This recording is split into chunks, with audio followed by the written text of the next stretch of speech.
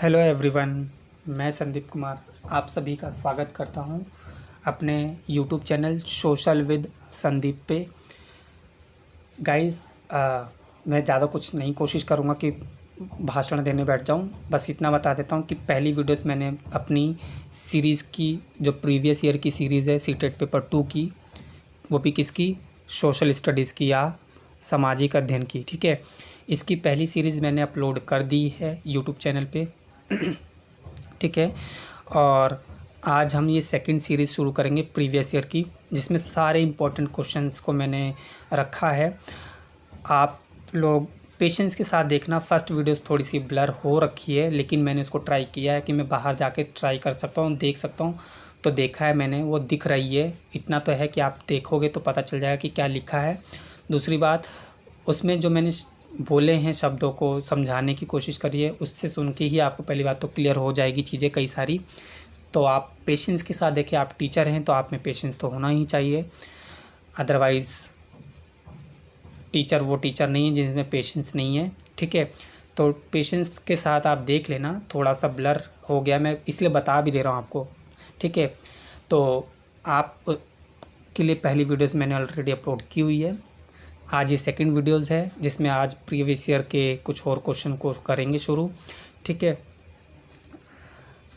एक रिक्वेस्ट यही है कि आप पेशेंस के साथ देखना, और अगर आप पेशेंस के साथ नहीं देखेंगे तो आपका ही अपना नुकसान होगा। ये मैं बता दूं, क्योंकि पिछला रिज़ल्ट आया वो बहुत बुरा आया है, क्योंकि बच्चों में समझ नहीं आती है चीज़ों को लेकर के। बच्चे बस रट के बैठ जाते हो, तो रटने से कुछ काम नहीं चलेगा। थोड़ी समझ या अकल का भी काम होना चाहिए आपका। ठीक है, तो वो चीज़ें नहीं करनी है जो पिछली बार बच्चों ने की है।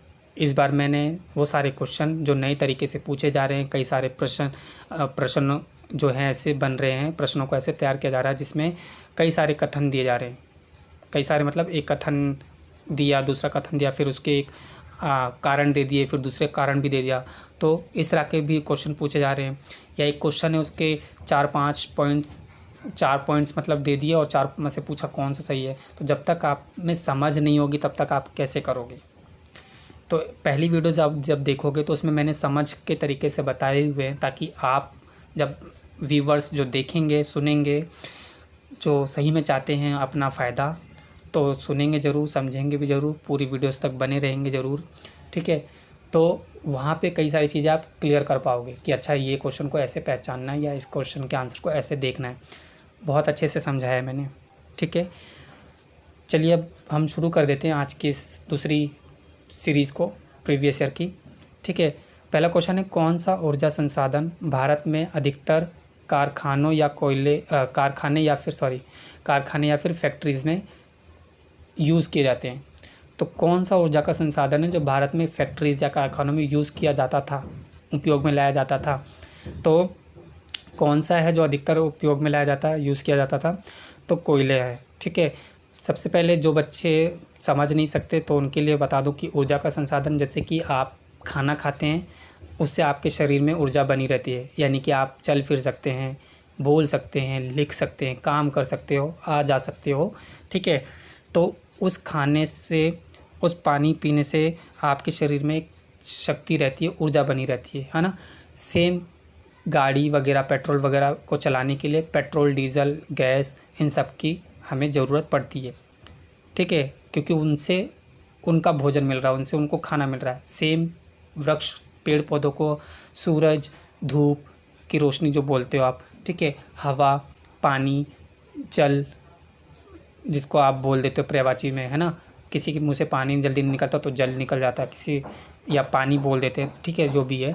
तो जिस तरह से पेड़ को ये सारी चीज़ें ज़रूरत है, तो पेड़ को इसलिए ज़रूरत है क्योंकि वो उसका भोजन है, जिससे वो बड़ा होगा, हरा भरा रहेगा, फूल फल उस पे आएंगे, है ना।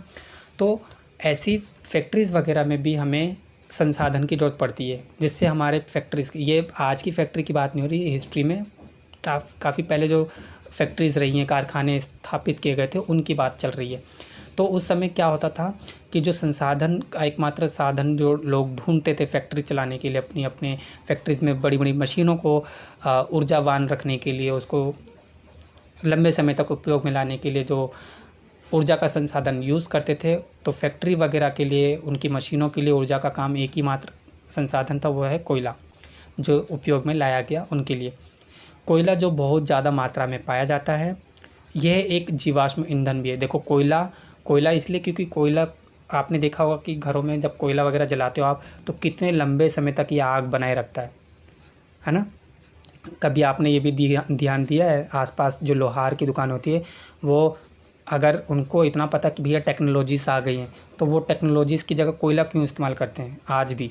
क्योंकि उन्हें पता है कि कोयला एक ऐसा मात्र संसाधन है ऊर्जा का, जो लंबे समय तक ऊर्जावान रहेगा, अधिक समय तक इसमें ऊर्जा बनी रहेगी और हमारे काम में ये फ़ायदेमंद होगा। यानी कि उनके पिघलाना, गलाना या किसी नए औजार के रूप में तैयार करने तक वो बना रहेगा। इसीलिए सिर्फ़ और सिर्फ कोयले को इस्तेमाल में लाया जाता था, ये ध्यान रखना है। क्यों लाया जाता था ये भी बता दिया मैंने, क्योंकि ये अधिक समय तक ऊर्जावान बना रह सकता है, इसलिए इसको इस्तेमाल किया गया। ठीक है, कहाँ पे? फैक्ट्रीज़ और कारखानों में। ठीक है, लकड़ी जला तो लेंगे हर कोई, लेकिन लकड़ी ज़्यादा समय तक ऊर्जावान नहीं बनी रहेगी, इसीलिए उसको इस्तेमाल कम किया जाता था। ठीक है, तो कोयले को इस्तेमाल किया गया ज़्यादा। ये बहुत ज़्यादा मात्रा में पाया जाता था पहले, अभी कम हो गया है इसकी मात्रा। ठीक है, ये एक जीवाश्म ईंधन भी है कोयले का। अगर कोयला किस प्रकार का ईंधन है ये पूछा जाए तो बताना जीवाश्म ईंधन, यानी कि जिसमें जीव जंतु, पेड़ पौधे, इन सब के जो रूप हैं वो शामिल हैं। जैसे पेट्रोल, डीजल, ये सारी चीज़ें निर्मित होने में काफ़ी लंबा समय लगता है। बोलते हैं ना कि पेट्रोल या पानी वगैरह इन सब का इस्तेमाल कम करो, या कोयले वगैरह का इस्तेमाल कम करो, क्योंकि ये सारी चीज़ें बनने में लाखों करोड़ों वर्ष लगते हैं। वो इसलिए क्योंकि ये जो पेड़ पौधे पुराने जो सड़ गल जाते हैं या कहीं दबे कुचले हो जाते हैं, उनसे बनते हैं ये सारी चीज़ें। ठीक है, तो जो आर्कियोलॉजिस्ट है या पुरातत्वविद हैं, उन लोगों ने इस तरह से पता लगाया कि ये क्या होता है, कैसे बनता है, सब चीज़ है ना। आगे नेक्स्ट पॉइंट क्या है? कोयले से प्राप्त विद्युत को तापीय ऊर्जा भी कहा जाता है। तापीय ऊर्जा क्यों कहा जाता है ये तो आप समझ ही गए होंगे, क्योंकि आपने जब देखा होगा, बहुत से लोगों ने अपने घरों में खुद ही देखा होगा कि जब आपकी मम्मियाँ कोयले पे खाना बनाती होंगी, तो कोयला जब जलने लगता है नीचे से, उसके ऊपर एक के ऊपर एक ऐसे कोयले रखे होते हैं, लेकिन नीचे से वो तापीय ऊर्जा की तरह दिखता है, तप रहा होता है ना। तो वो तापीय ऊर्जा भी कहलाता है कोयला। ठीक है, कोयला क्या करता है? कोयले को हम तापीय ऊर्जा के नाम से भी जानते हैं, जो बहुत अधिक मात्रा में गर्मी उत्पन्न करता है कोयला। ठीक है, इसलिए इसको तापीय ऊर्जा भी बोला। ताप सकते हो, तपन बहुत उत्पन्न करती है ये। ठीक है, कोयला। नेक्स्ट पॉइंट है इसका, यह अंतर्हित धूप के रूप में भी जाना जाता है। कोयले को किस रूप में जाना गया है? अंतर्हित धूप। अंतर्हित मतलब बरीड सनशाइन। ठीक है, अंतर्हित धूप मतलब बरीड सनशाइन। अब कोयले को अंतर्हित क्यों बोला है? अगर देखो इंग्लिश वाले में देखोगे तो बरीड सनशाइन है। ठीक है, क्योंकि जब जलता है तो ऐसा लगता है ना कि जैसे धूप की लालिमा उत्पन्न हो रही है, या जैसे आपने सुबह सुबह आसपास या अपने आसपास आपने देखा होगा, जब कुछ बच्चे गौर करते होंगे जब उगते सूरज को देखना उनको अच्छा लगता होगा, तो क्योंकि वो तब देख सकते हो आराम से आप, तो वो रेड सा दिखता है, सुंदर होता है। फिर जब पूरी तरह से उगता है तो बहुत एक पीले रंग में दिखता है, ऊर्जा उत्पन्न करने वाला होता है। तो इसीलिए इसको बरीड सनशाइन के नाम से भी जाना जाता है, क्योंकि ये बिल्कुल वैसे ही सनशाइन करता है। ठीक है, सनशाइन करता है। हिंदी वालों को थोड़ा सा अलग तरीके से मैं बता देता हूँ, जो हिंदी में समझ सकते हैं, कि अंतर्हित धूप, यानी कि कोयले को देखा होगा ना कि कोयला एक के ऊपर एक ऐसे दबा रहता है, उसके अंदर से धूप जैसा उत्पन्न दिखता है हमें, तो इसलिए अंतर्हित धूप ऐसे याद रख सकते हो कि अंतर्हित धूप का उदाहरण कौन है? तो कोयला है, पेट्रोल है, डीजल है, या फिर कोई भी नहीं। तो आपको पता रहेगा कि कोयला, क्योंकि कोयला जो है एक अंदर से धूप की तरह दिखता हुआ है, क्योंकि आप ऐसे देखोगे ना अंगीठी में ऐसे सारे कोयले ढके होते हैं और उसके नीचे से एक धूप जैसा वो दिखता है कि कुछ तो धूप निकल रही है ऐसा। ठीक है, ऐसे याद रख सकते हो। नेक्स्ट क्वेश्चन है, अशोक को अपने संबंधी से मिलने जाना है, ये वाला क्वेश्चन एक है। ठीक है, तो इस तरह के क्वेश्चन बने हुए हैं, इन सारी बुक्स में भी हैं, ट्रैवल को रिगार्डिंग लेकर के, है ना। तो इसमें बेसिकली ये बताया कि अगर आप इस एक क्षेत्र से दूसरे क्षेत्र जाते हो तो किस किस तरह के पेड़ पौधे मिलेंगे या किस किस तरह के जानवर मिलेंगे या कौन से संसाधन से आप वहाँ जा सकते हो, ऐसा। ठीक है, अगर आपको मैं बोलूँ कि आपको दिल्ली से हरियाणा जाना है तो आप किन किन साधनों का इस्तेमाल कर सकते हो। दिल्ली से अगर आपको हरियाणा जाना है तो आप किन संसाधनों का इस्तेमाल करोगे। जाहिर सी बात है, सड़क मार्ग का इस्तेमाल करोगे, रेल मार्ग का इस्तेमाल करते हैं लोग, है ना, या फिर आप एरोप्लेन का भी इस्तेमाल कर सकते हो। हरियाणा में भी तो अपना एक एयरपोर्ट होगा ही कोई ना कोई, है ना। तो आप इन संसाधनों का इस्तेमाल कर सकते हो। अगर मैं बोलूँ आपको नदी से जा सकते हो, दिल्ली से हरियाणा जाना है, तो वो नदी से तो पॉसिबल ही नहीं है दिल्ली से हरियाणा। आजकल तो मेट्रो भी कहीं ना कहीं कुछ क्षेत्र ऐसे हैं जो हरियाणा या यूपी के आधे से आधे छोटे छोटे शहरों को या इलाकों को कवर कर रही हैं मेट्रो, है ना। तो आप मेट्रो ट्रेन से भी जा सकते हो, इलेक्ट्रिक मेट्रो ट्रेन है जो कि, ठीक है। तो इस तरह से क्वेश्चन बन सकते हैं। इसमें आपको थोड़ा सा अपना बस एक आइडिया लगाना है और समझ के करना है। नेक्स्ट क्वेश्चन देख लेते हैं। सोन नदी किसकी सहायक नदी है। सोन नदी गंगा की सहायक नदी है, ठीक है। सोन, सोना, गंगा, सोन एक जस्ट याद रखने के लिए कि एक लड़की एक दूसरी लड़की की मदद कर रही है, ठीक है। सोन ने मदद करी गंगा की, गंगा बहती है, स्त्रीलिंग आ रहा है ना शब्द, तो सोन आई और गंगा की मदद कर गई। तो सोन एक सहायक बनी किसकी, गंगा नदी की, ठीक है। गंगा नदी के कहाँ पे बहती है सोन नदी, गंगा के दाएं तरफ से निकलती है या बहती है, कौन, सोन नदी, ठीक है। नेक्स्ट क्वेश्चन, दुनिया की प्राचीनतम चट्टानें कहाँ स्थित है। अब दुनिया की सबसे प्राचीन सबसे पुरानी चट्टानें कहाँ पर है, ये है आपकी ऑस्ट्रेलिया में। ऑस्ट्रेलिया आप जब वर्ल्ड मैप वाले को खोल के देखोगे तो वर्ल्ड मैप में आपको ऐसे नीचे यहाँ पे दिखाई देगा ऑस्ट्रेलिया, ठीक है। ऑस्ट्रेलिया एकमात्र ऐसा जगह है जहाँ पे आपको सबसे प्राचीनतम चट्टानें मिलेगी। सबसे पुरानी चट्टानें कहाँ मिलेगी आपको, ऑस्ट्रेलिया में मिलेगी, ठीक है। 43,000 मिलियन की है ये चट्टानें, 43,000 मिलियन पुरानी चट्टानें हैं। और बोला कि 300 मिलियन वर्ष पहले पाई गई थी, ठीक है। मतलब वहाँ पे भी चट्टानों की एक अलग किस्म है जो बहुत पुरानी है। और कहाँ पर है ये, ऑस्ट्रेलिया में। 300 मिलियन वर्ष पहले पाई गई थी ये चट्टानें, ठीक है। सबसे कम यानी कि हरे रंग का हीरा पाया जाता है इन चट्टानों के पास ऑस्ट्रेलिया में।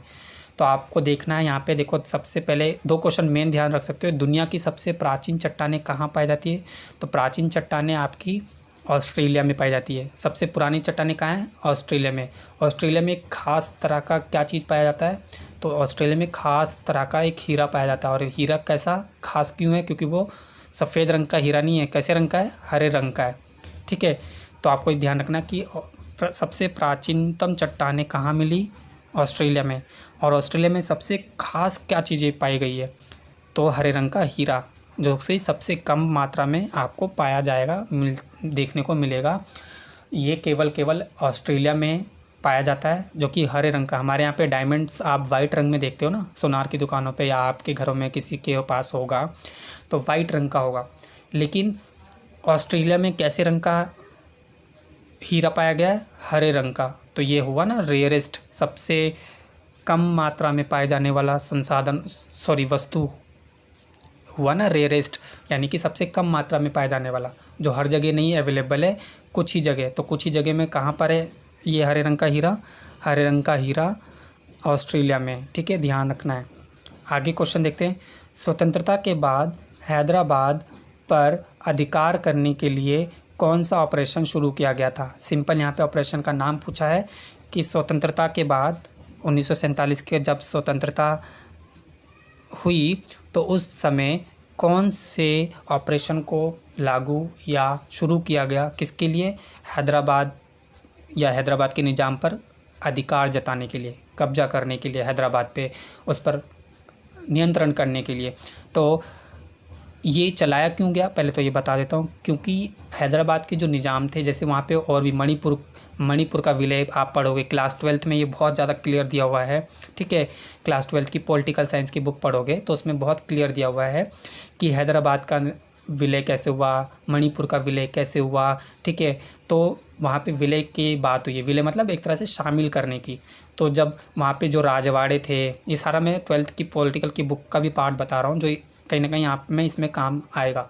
ठीक है, तो जो हैदराबाद के निज़ाम थे वो नहीं चाहते थे कि हमारा विलय हो, क्योंकि वो चाहते थे कि हम स्वतंत्र एक राजवाड़ों की तरह अपना जीवन जिए। राजवाड़े मतलब जो बड़े बड़े महलों वगैरह में रहते थे, जो खुद ही राजा होते थे, जिनके अधीन अंतर्गत कई सारे लोग काम करते थे, तो उनसे उनकी शक्ति बनी रहती थी, उन लोगों पर बरकरार रहती थी।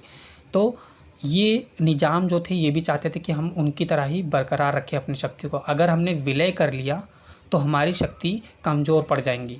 ठीक है, तो इसीलिए ये नहीं चाहते थे हम विलय करें। तो इसी कारण इन पर अधिकार करने के लिए एक ऑपरेशन चलाया गया, और उस ऑपरेशन का नाम था ऑपरेशन पोलो। ठीक है, उस ऑपरेशन का नाम क्या है? ऑपरेशन पोलो। ठीक है, कब चलाया गया ऑपरेशन पोलो?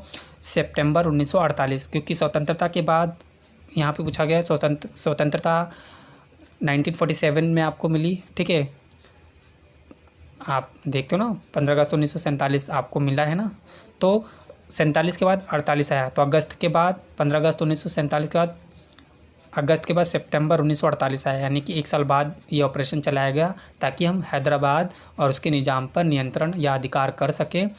ठीक है, तो ये एक तरह की क्या थी? ये एक तरह की पुलिस कार्रवाई थी, यानी पुलिसों द्वारा किया गया था। तो ये ऑपरेशन किसने चलाया? पोलो ऑपरेशन पुलिस ने चलाया। प से पोलो, पा से पुलिस। ठीक है, तो ये ऑपरेशन पा से पोलो, पा से पुलिस, ऐसे याद रख सकते हो कि पोलो ऑपरेशन किसने चलाया? पुलिस ने चलाया। कब चलाया? स्वतंत्रता के बाद का कौन सा समय था? स्वतंत्रता आपको 15 अगस्त 1947 की है ना, तो अगस्त के बाद देखो यहाँ पे 2 ध्यान रखना, 15 अगस्त 1947, तो अगस्त के बाद सितंबर आया और 1947 के बाद 1948 आया, तो ये दोनों एक एक आगे बढ़ा लेना। ठीक है, कि ऑपरेशन पोलो कब चलाया गया?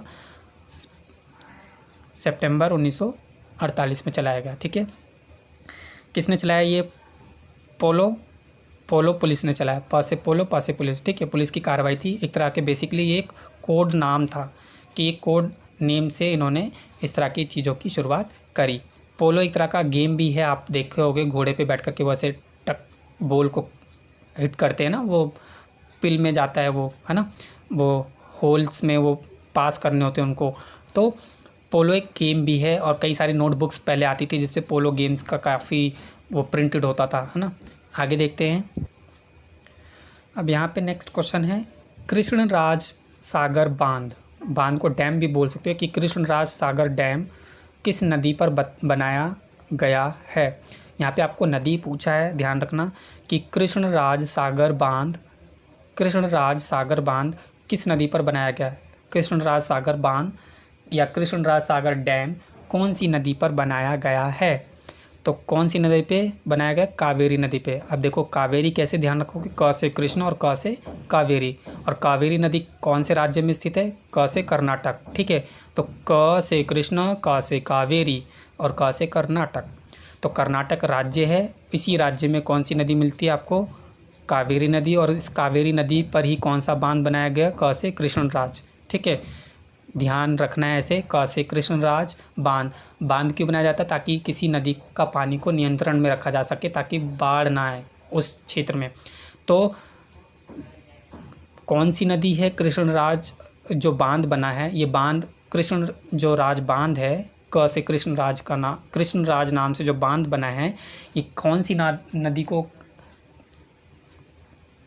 कंट्रोल करने के लिए, कौन सी नदी को नियंत्रित रखने के लिए बनाया गया? कावेरी नदी को। ठीक है, कावेरी नदी कहाँ पर है? क से कर्नाटक में है। ठीक है, कर्नाटक राज्य में स्थित है। लेकिन यहाँ पे एक और बताया मैंने, जबकि मेट्टूर डैम तमिलनाडु में स्थित है। ठीक है, ये क्वेश्चन DSSB के एग्ज़ाम में भी पूछे जा चुके हैं। ठीक है, कहीं ना कहीं, तो आप वहाँ भी चेक कर सकते हैं जो आपको लगता है। अगर आपको डाउट थोड़ा सा क्लियर करना है तो आप चेक कर सकते ज़रूर हैं।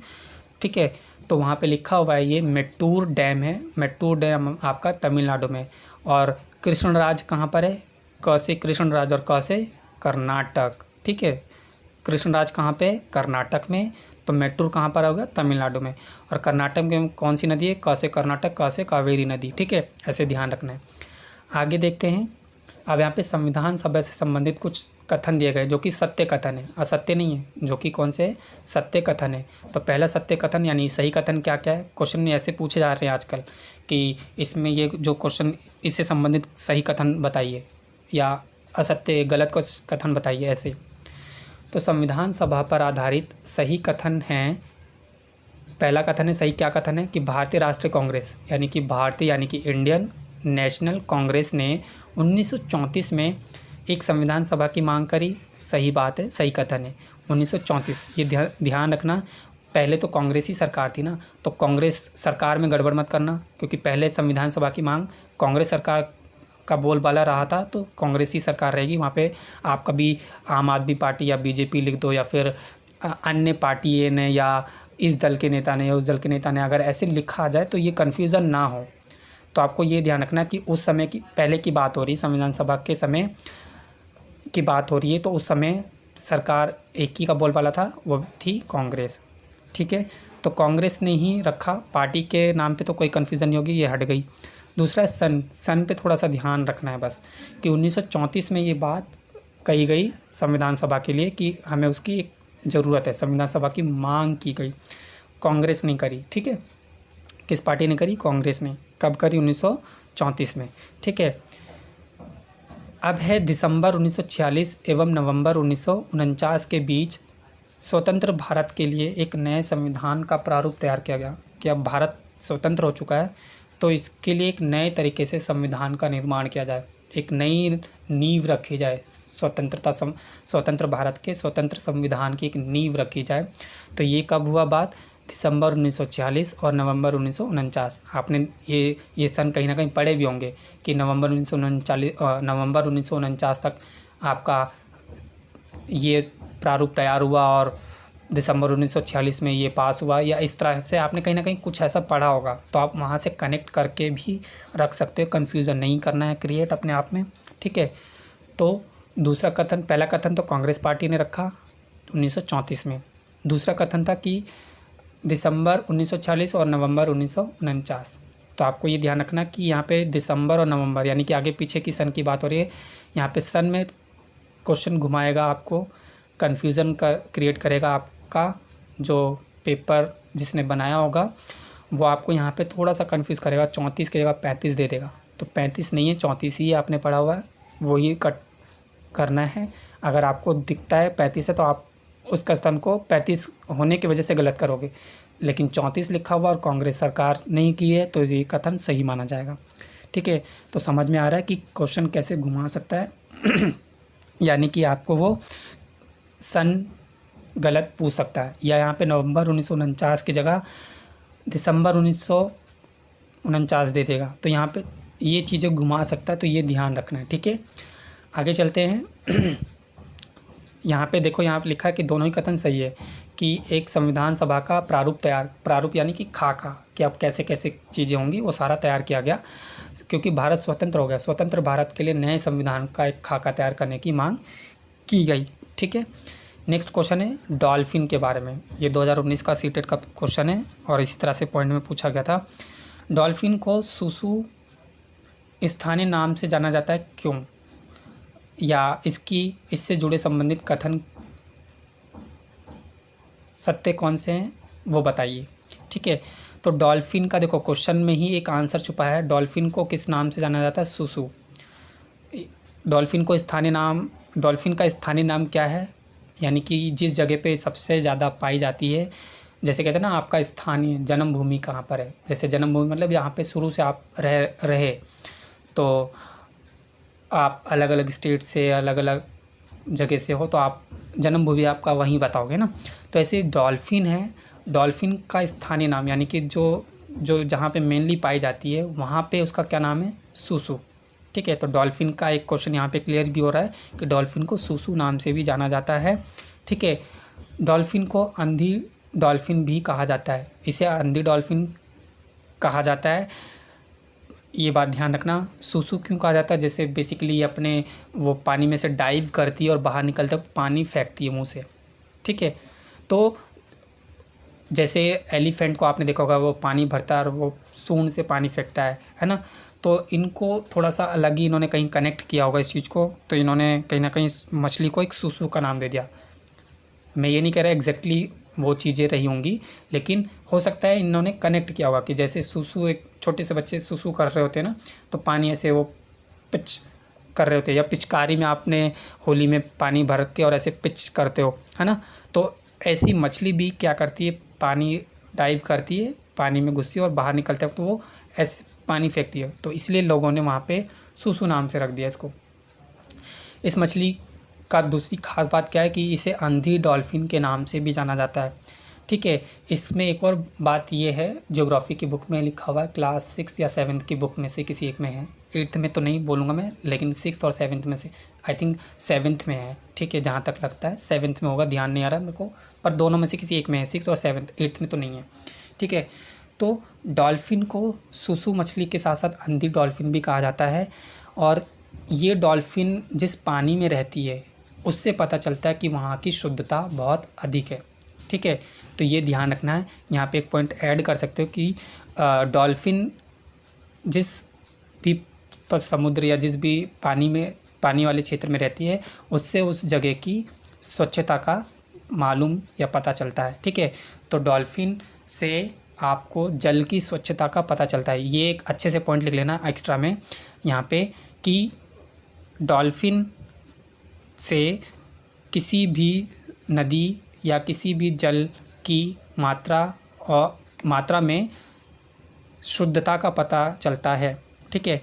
तो डॉल्फिन की वजह से किसी भी पानी में उसकी शुद्धता का अनुमान लगाया जा सकता है, यानी कि डॉल्फिन गंदे पानी में नहीं रहती है, डॉल्फिन हमेशा स्वच्छ और साफ़ पानी में ही रहना पसंद करती हैं। अगर ये गंदे पानी में रहेंगी तो ये जीवित नहीं रहेंगी, पहली बात तो, ठीक है। तो यहाँ पे एक ऐड कर लेना कि डॉल्फिन जो है वो कैसे पानी में रहना पसंद करती है, स्वच्छ और साफ़, ठीक है। यह एक एडिशनल पॉइंट है। यह बिहार के भागलपुर में डॉल्फिन अभ्यारण्य देखने को आपको मिल सकता है। तो डॉल्फिन अभ्यारण्य का एक कहाँ पे आपको देखने को मिल सकता है, एक डॉल्फिन अभ्यारण्य आपको बिहार के भागलपुर में देखने को मिल सकता है। तो जो बिहार में बच्चे हैं वो आपके वहाँ भागलपुर में जाइए, जो भागलपुर के होंगे तो वो तो उनके लिए अच्छी बात है कि उनके पास एक साफ़ सुथरी जल जीव उनके वहाँ रहती है, ठीक है, डॉल्फिन। तो आप वहाँ जा कर के देख सकते हैं। बाकी जो घूमने जाना पसंद करते हैं लोग, ट्रैवल करते हैं, तो बिहार के भागलपुर में जा कर के डॉल्फिन का अभ्यारण्य देख सकते हो, डॉल्फिन देख सकते हो, ठीक है। नेक्स्ट क्वेश्चन है, जर्मनी में रूर घाटी प्रसिद्ध है क्यों? यहाँ पे क्यों नहीं लिखा मैंने, शॉर्टकट में समझाया, मैंने बताया ना कि कुछ जगह शब्द लगेंगे आपको मिस हो रहे हैं, लेकिन मिस नहीं है, वो जस्ट मेन जो पॉइंट है उसको मैंने लिखा है, मतलब ये मान के चलना है आपको। जर्मनी में रूर घाटी, अब देखो यहाँ भी एक क्वेश्चन में ही एक आंसर मिल गया कि रूर घाटी कहाँ है, जर्मनी में। रूर घाटी कहाँ है, जर्मनी में। और जर्मनी में कौन सी घाटी है, रूर घाटी है। अब ये क्वेश्चन आगे क्या बनता है कि क्यों प्रसिद्ध है, तो बताना है कोयले के लिए प्रसिद्ध है। जो जर्मनी है वो यूरोप के अंतर्गत ही आता है, ये ध्यान रखना है, ठीक है। तो जर्मनी में कौन सी घाटी है, जर्मनी में रूर घाटी। रूर घाटी किस संसाधन के लिए प्रसिद्ध है, कोयले के संसाधन के लिए। कोयला कैसा संसाधन है, ईंधन का कौन सा रूप है, कोयला कौन से ईंधन का एक हिस्सा है, जीवाश्म ईंधन का। मैंने बताया ना, जीवाश्म जो काफ़ी समय से जले दबे कुचल गए पेड़ पौधे जानवर, तो उनसे बाद में जो निर्मित हुई चीज़ें, पेट्रोल डीजल, ये बता रहा था ना मैं।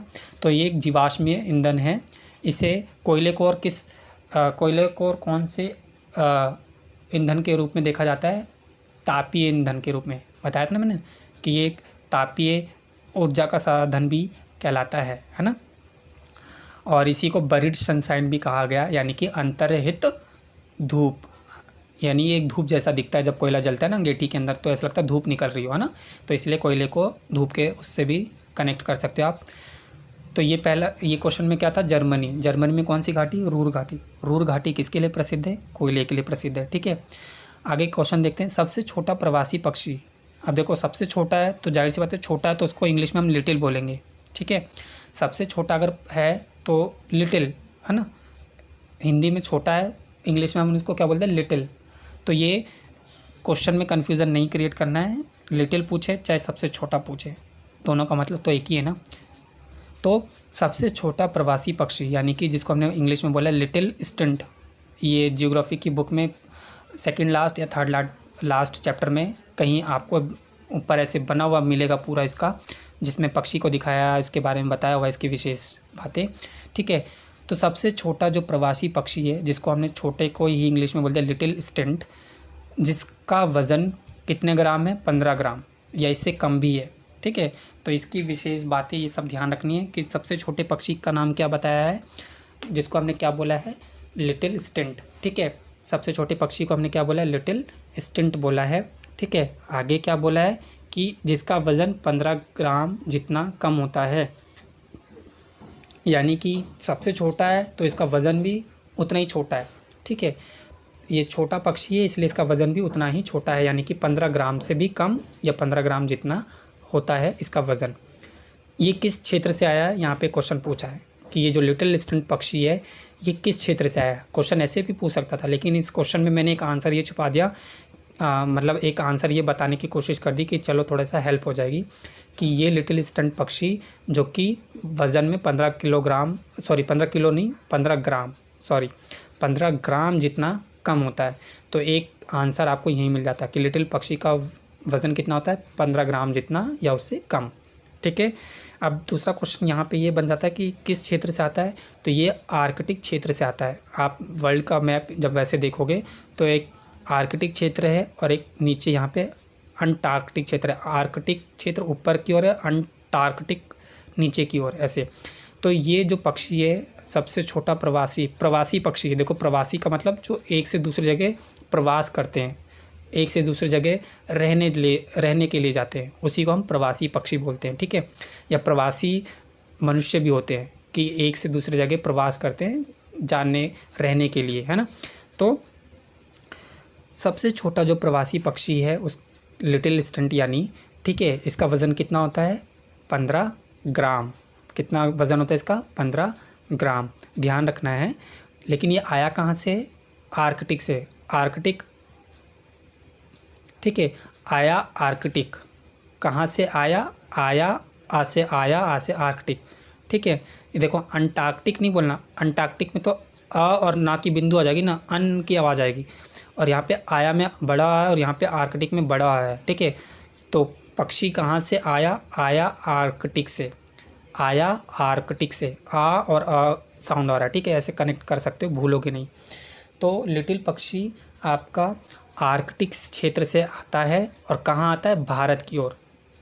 तो देखते हैं आगे कि आर्कटिक क्षेत्र से आया, 8000 किलोमीटर की यात्रा के बाद ये भारत पहुंचती है ये पक्षी। तो सोचो ये जो लिटिल स्टंट पक्षी है ये भारत में कैसे प्रवास करती है, आर्कटिक यानी कि ऐसे आर्कटिक ऊपर है और यहाँ से ऐसे घूमते हुए आती है 8000 किलोमीटर। सोचो ना, भले छोटी लेकिन मेहनती देखो कितनी है। तो कहते हैं कि छोटे लोग सिर्फ उनको उनके व्यवहार से नहीं देखना चाहिए, उनके व्यवहार से आप पहचान सकते हो, लेकिन उनके कपड़े से, शरीर से आप कहते हो ना कि बहुत छोटे हैं, गंदे गंदे कपड़े पहन के रहते हैं, ये कहाँ पढ़े लिखे हैं, तो ऐसा नहीं है। अगर आप टीचर हो तो आपको अपना नज़रिया चेंज कर लेना चाहिए कि कोई भी छोटा हो या बड़ा हो, कहीं ना कहीं आप उन्हीं बच्चों को पढ़ा करके अपने मेहनताना लेते हो। तो ये भी मत भूला करो, क्योंकि आप जिस जगह पढ़ा रहे हो ना उस जगह में वही घर के बच्चे आते हैं जिनके घर के पेरेंट्स को आप धिक्कारते हो बाद में। जब आप रोड पे चलते हो ना या आप इधर उधर कहीं जाते हो तो आप उन्हीं लोगों पर हंसी खिल्ली उड़ाते हो जिनके बच्चों को पढ़ाने के बाद आपको कुछ मिल रहा है। तो आप एज अ टीचर आपको ये नहीं करना चाहिए। सबकी अपनी लाइफ है, आप चेंज हो गए क्योंकि आपको वो चीज़ें टाइम पे मिल गई, आपको वो चीज़ें समझ में आ गई इसलिए आपने चेंज कर लिया अपने आप को। लेकिन जिसको समझ नहीं आया तो इसका मतलब ये थोड़ी कि वो बेवकूफ़ या गंवार है। वो पढ़े लिखे नहीं होते लेकिन समझदार वही होते हैं। ये आप एग्री करते हो इस बात से, है ना। खैर उस इस बात को छोड़ते हैं, यहाँ पे देखते हैं। तो जो लिटिल पक्षी है ये बहुत लिटिल ज़रूर है लेकिन बहुत मेहनती है। ये छोटा है, इसका वज़न भी उतना ही छोटा है लेकिन इतना मेहनती है कि ये आर्कटिक से आया, आर्कटिक आर्कटिक आया, ठीक है। तो ये आया कहाँ से? आर्कटिक से आया। और कहाँ आता है, कितनी दूरी तय करके? ये 8000 किलोमीटर की यात्रा करने के बाद भारत पहुँचता है, ठीक है। नेक्स्ट क्या है? रेगुर मिट्टी का दूसरा नाम क्या है? तो रेगुर मिट्टी का दूसरा नाम काली मिट्टी भी होता है। काली मिट्टी आपको जहाँ दिखे उसको देख करके आपको ये दूसरा नाम भी उसको बता सकते हैं आप अपने आसपास के लोगों को, अपने घर में जिसको नहीं पता है। जनरली लोग काली मिट्टी ध्यान रखते हैं लेकिन काली मिट्टी को ही एक और नाम से बोला जाता है रेगुर मिट्टी, ठीक है। तो जहाँ जहाँ काली मिट्टी होंगी उसी को हम रेगुर मिट्टी के नाम से भी बोलते हैं। ये किसी न किसी स्टेट, किसी न किसी क्षेत्र में काली मिट्टी की जगह आप रेगुर मिट्टी भी सुनने को पा सकते हैं, ठीक है। तो काली मिट्टी हम जनरली बोलते हैं कि काली मिट्टी, लेकिन उसी का दूसरा नाम क्या है? रेगुर मिट्टी, या रेगुर मिट्टी को ही काली मिट्टी भी कहते हैं, ये ध्यान रखना है। काली मिट्टी की विशेष बातें क्या हैं, ये क्वेश्चन में पूछी 1 नंबर में जो जाएंगी तो वो छोटे छोटे ऑप्शंस के साथ भी पूछी जा सकती हैं या फिर इस तरह से 2-3 पॉइंट के साथ भी क्लियर करने को पूछा जा सकता है। तो रेगुर मिट्टी को काली मिट्टी कहते हैं, या काली मिट्टी ही रेगुर मिट्टी है, पहले तो ये क्लियर कर लो। काली मिट्टी या रेगुर मिट्टी की विशेष बात क्या है कि इसमें रुई का उपयोग किया जा सकता है, उत्पादन किया जा सकता है। काली मिट्टी किसके लिए सबसे ज़्यादा उपयोगी होती है? रुई के उत्पादन के लिए, रुई की खेती करने के लिए, ठीक है। काली मिट्टी किसके लिए उपयोगी है सबसे ज़्यादा?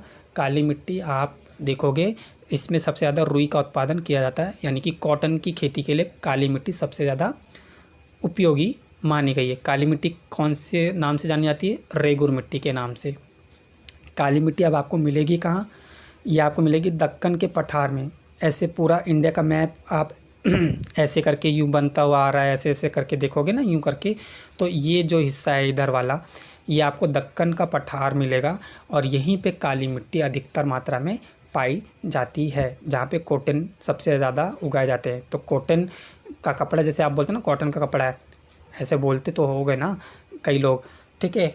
या रुई रुई रुई रुई शब्द सुना है, बोलते हो, है ना। तो ये जो रुई है, कॉटन है, इतनी सॉफ्ट जो है, वाइट और इतनी हल्की जो चीज़ें हैं, वस्तु, ये कहाँ उगती है? ये कौन से मतलब मिट्टी में उगती है? काली मिट्टी में, ठीक है। देखो रुई जितनी सफ़ेद है ये उतनी ही काली मिट्टी में उगती है। ऐसे याद रख सकते हो ना कि मिट्टी काली लेकिन उगती सफ़ेद चीज़ है, ऐसे कनेक्ट कर सकते हो, है ना। ये सबसे बेस्ट हो जाएगा कि काली मिट्टी में सफ़ेद चीज़ उग गई, और सफ़ेद चीज़ कौन सी? रुई। ऐसे ध्यान रखना। दक्कन के पठार में पाई जाती है, ये ध्यान रखना। एक लास्ट क्वेश्चन है, वायुमंडल की कौन सी सतह है जो रेडियो तरंगों को या उसकी किरणों को पृथ्वी पर वापस भेज देती है? पृथ्वी पर वापस भेज देती है, तो वो कौन सी सतह है ये पूछा है, जिसमें से रेडियो तरंग वगैरह वापस पृथ्वी पर भेजी जाती है।